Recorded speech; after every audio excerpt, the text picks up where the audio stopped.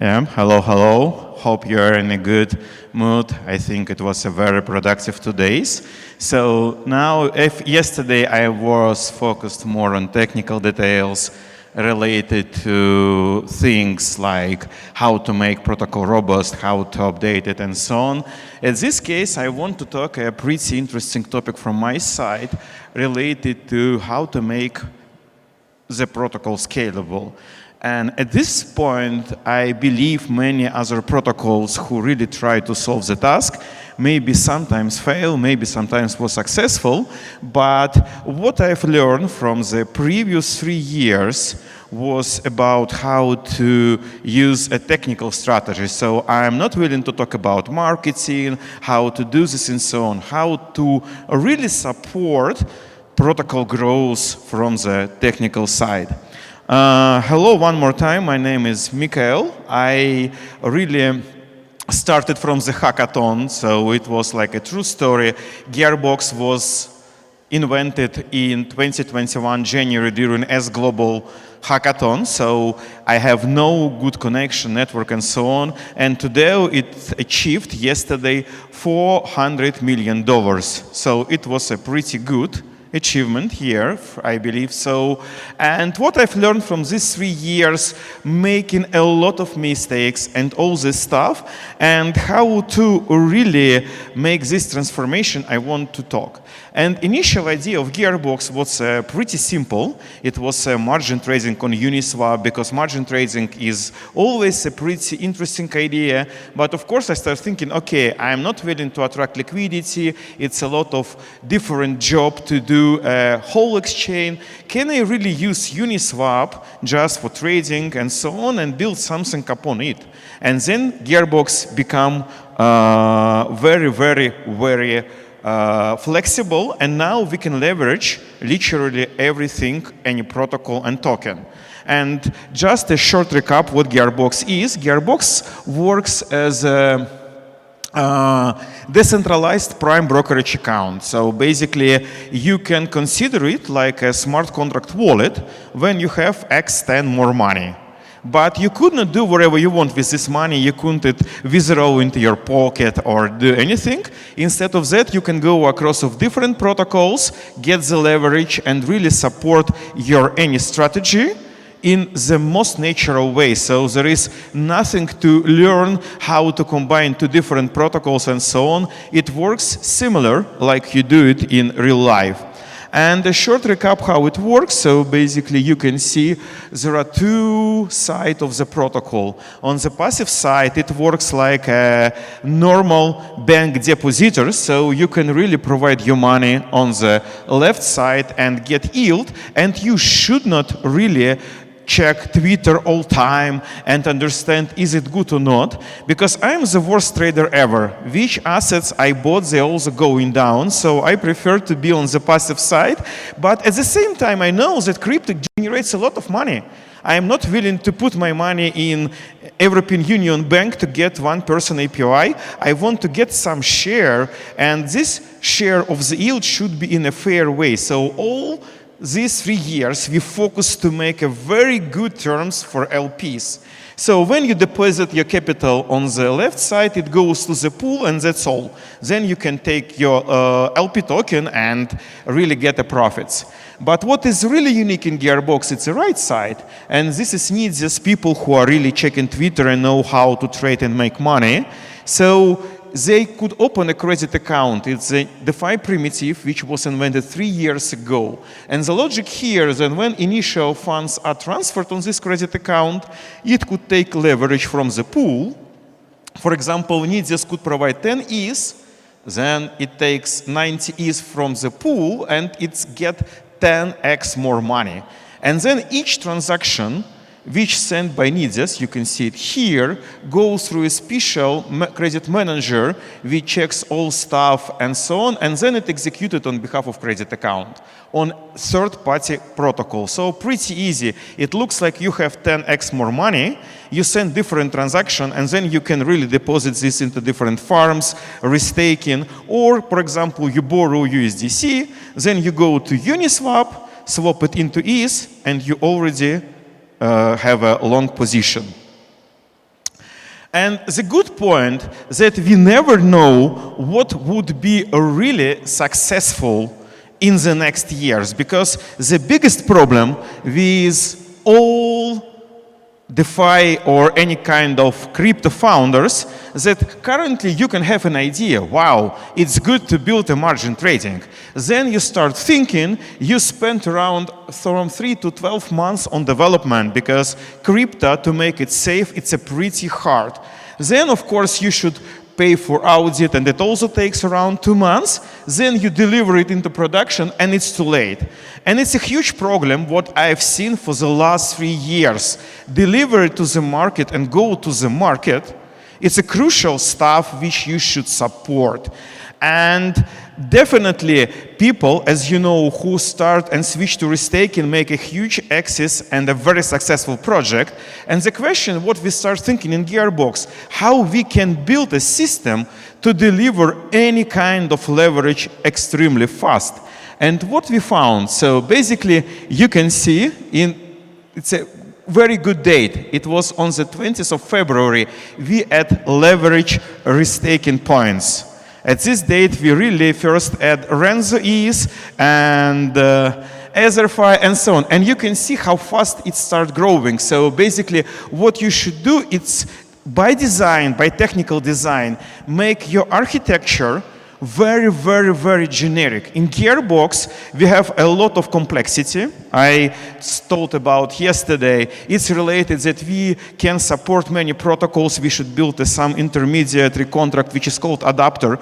But the basic idea here, through this complexity, we can really add leverage for restaking, for farms, and so on. And each new protocol which comes to the market and have a very good, at least provable price oracle could be listed on Gearbox. When you can do it faster, the first outcome and first insight I got, when you can do different things pretty fast, it's a good way to fast growing. And when you develop your architecture, do not try to hard code any concrete protocol. I really met a lot of people who built something and they said, hey, we really want to leverage or do some operation with this Uniswap pool. Keep in mind, maybe in a few months, it will be outdated. And if you could not switch to a new idea, it would be too late. Another part related to, I think it was a really great innovation related to the quota system. Gearbox introduced it the first in the market. And basically, it's another part what we learned for 3 years. Some tokens has low liquidity. Some protocols are not so mature to get leverage from big protocols like AVA and so on. How we can make a really system which could help us to make them also with leverage, because it's also lucrative yields. All risk could be really transferred to there. And we create a really pool-centric way when you can set up precisely limit of collateral. So here you can see, for example, for VEs, we allow to use not more than 20,000 Ethereum as collateral. We never compute these things in token you provide. We always compare the pool. And this quota system makes a pretty good way, which I've never met before. Because now the pool has a different limits. Not more than 10% could be invested in asset A. Not more than 20% another would be used as collateral for asset B, and so on and so on.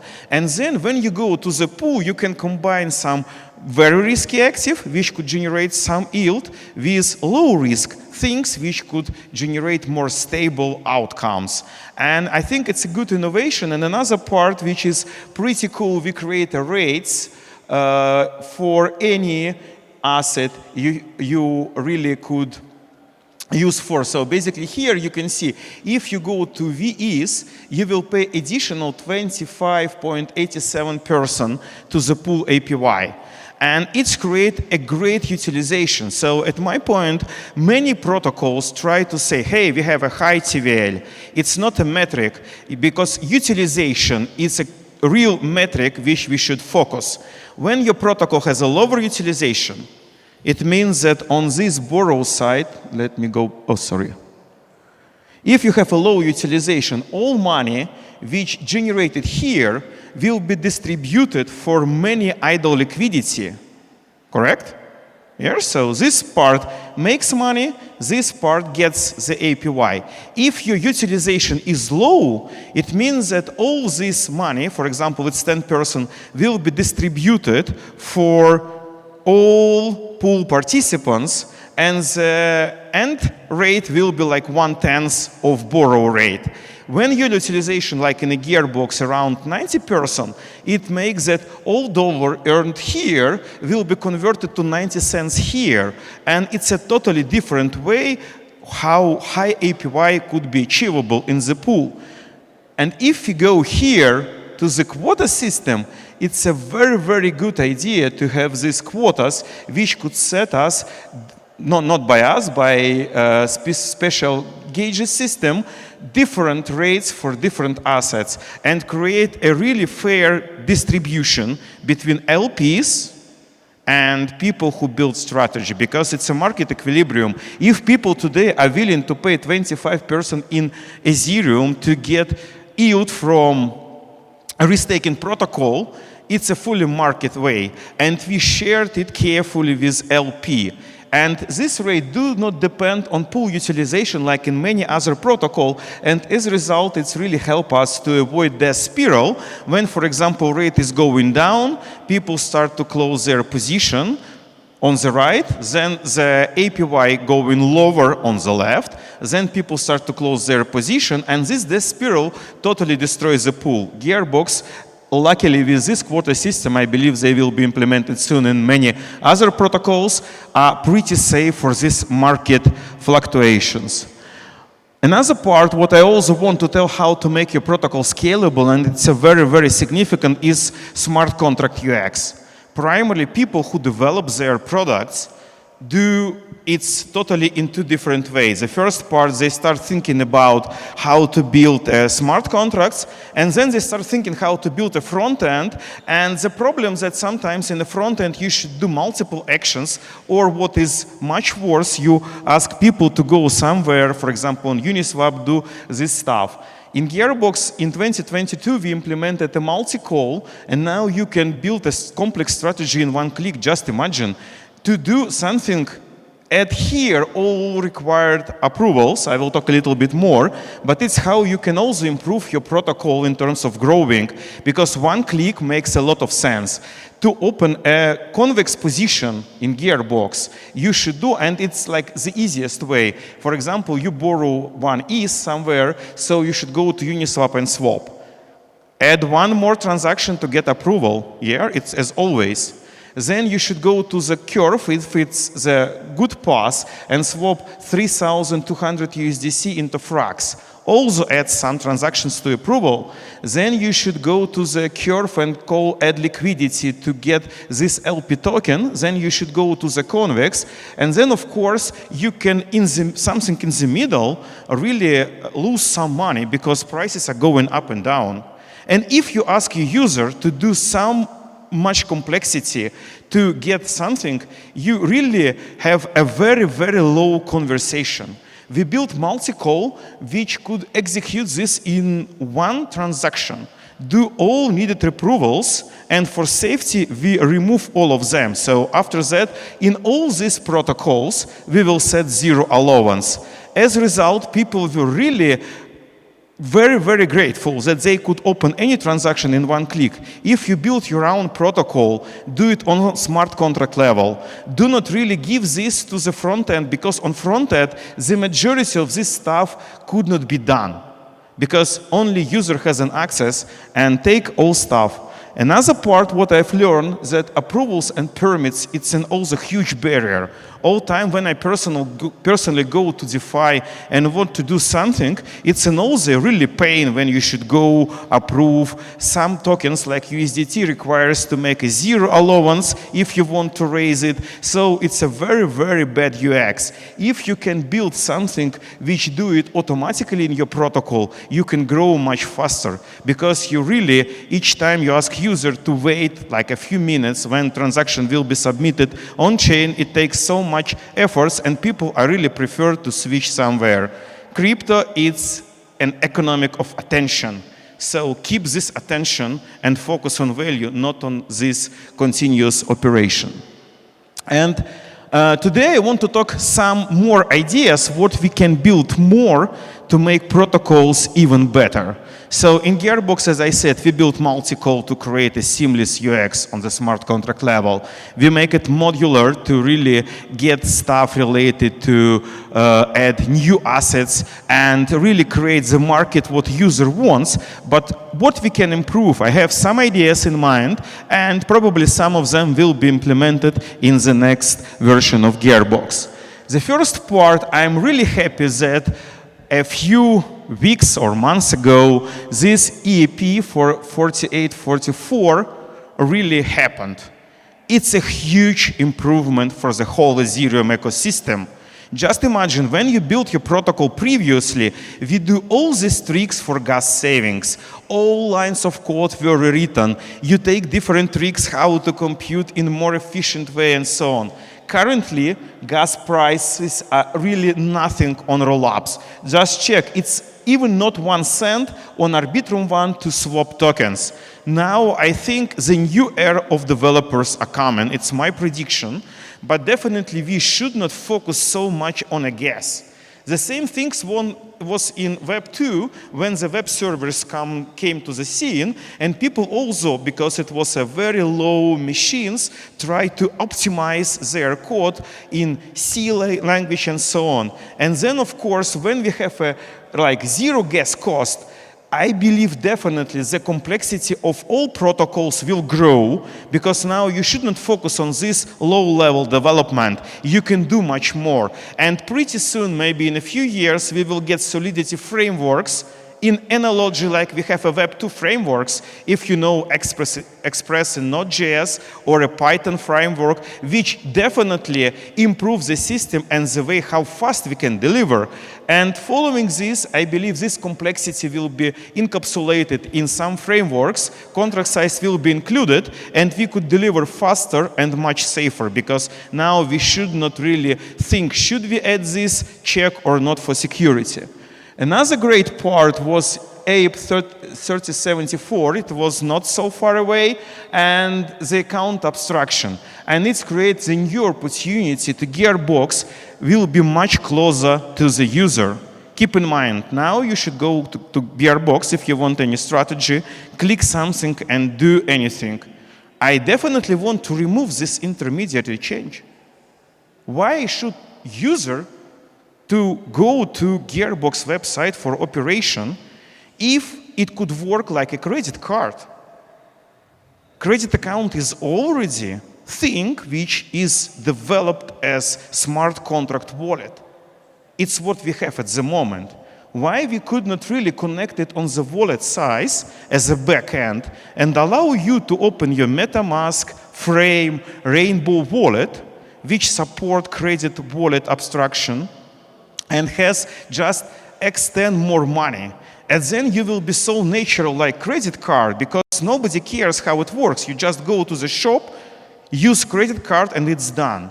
And it's a future when we really create amazing composability, because people now are not focusing how to really jump across different protocols to build your strategy. We can be easily integrated on the wallet side and make a natural stuff. And another big stuff, if we can really achieve that, if we can really build a wallet with X 10 times more like a credit card, the next part what we need is to be more decentralized. And here I believe it's my also prediction, and it's also common, that we will get a totally new companies or protocols who can like chain link stream their risk parameters. It's also happened with B protocol. It also comes from Gauntlet and Chaos Lab, some of these ideas, and it's a pretty cool.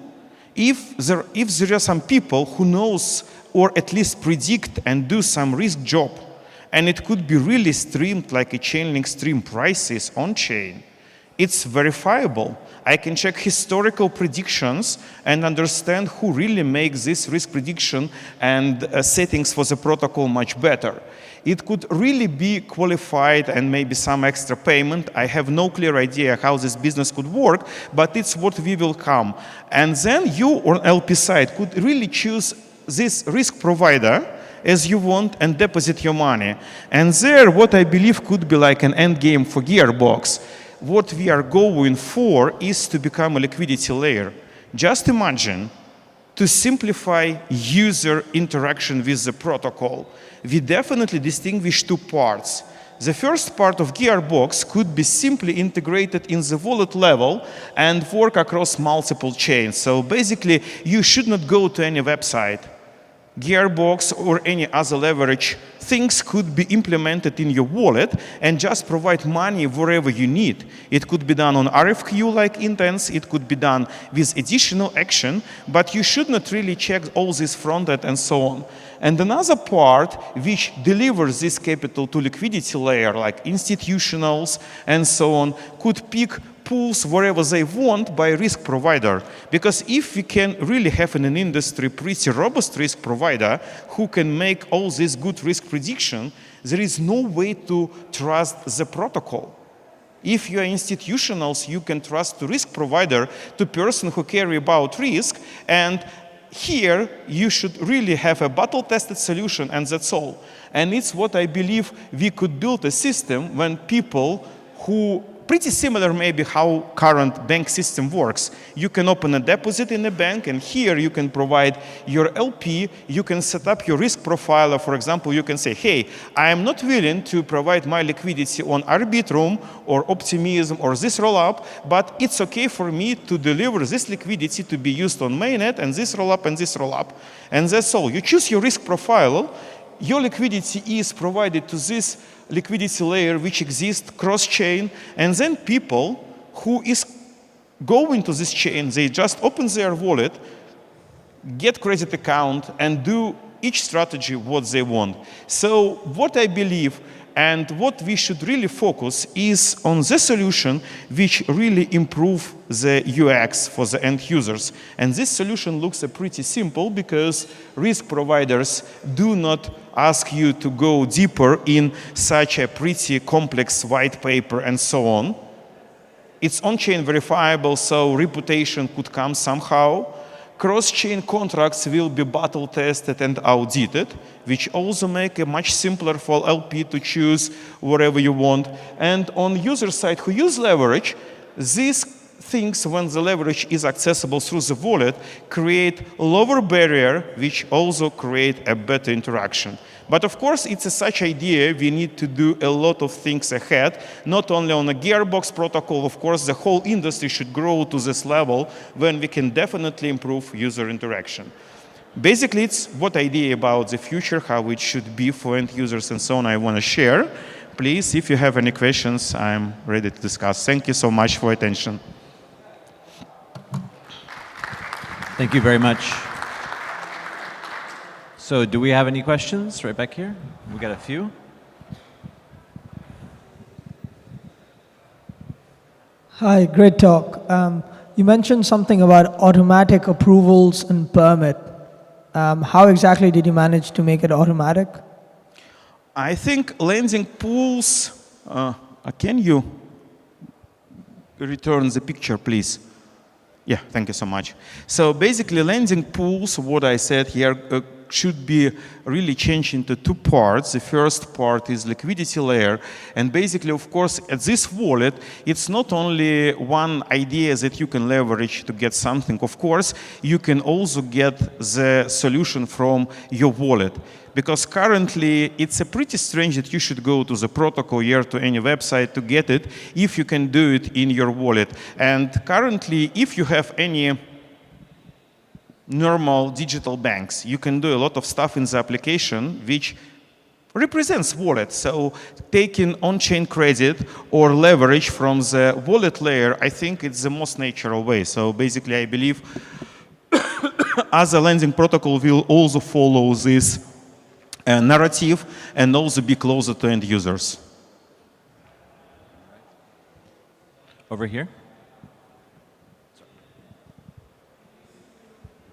Hello, thank you for the presentation. So, my question is about the liquidation. So, do you have an open sourced liquidator? So, for example, can I join your liquidation program, or do you run all the liquidations by yourself? Yeah, thanks. It's a good question, and basically to talk how it works, I can go. Oh, yeah, this part. We have liquidations, of course. If you consider here this credit account works as smart contract wallet, and it means that all tokens on this credit account are considered as collateral. So basically, if health factor, which is simply a ratio between the value of collateral downgraded by LTs to your total debt with interest rate less than 1, such account could be liquidated. And in this part, it looks that simply a risky asset will be swapped back to underlying one, and the debt will be paid. It's already how Gearbox works. And of course, this part should be also improved from UX side. From my point, it's very, very bad things for end user when it was liquidated. So basically, we really now working on the leverage bots and other solution to help user to avoid any kind of liquidations. But if it could happen, it should happen to really protect LP side. So basically, in this case, I think the improvements for scaling what I'm talking today, how to attract more users, would be focused on two sides. The first one, make all tooling like limit orders and so on, to avoid possible liquidations. But if liquidation is needed to protect LPs, it should happen, and in this case, it could be really pretty high things like it's totally normal like in Maker, yeah, I think DAI liquidation takes 13%, which is extremely high, but Maker is stable, so basically we should protect LP on the first place. Any other questions? Or did you want to keep going? Anyone else? Going once? All right. Thank you very much. Thank you for your attention. Have a good stay in Dubai.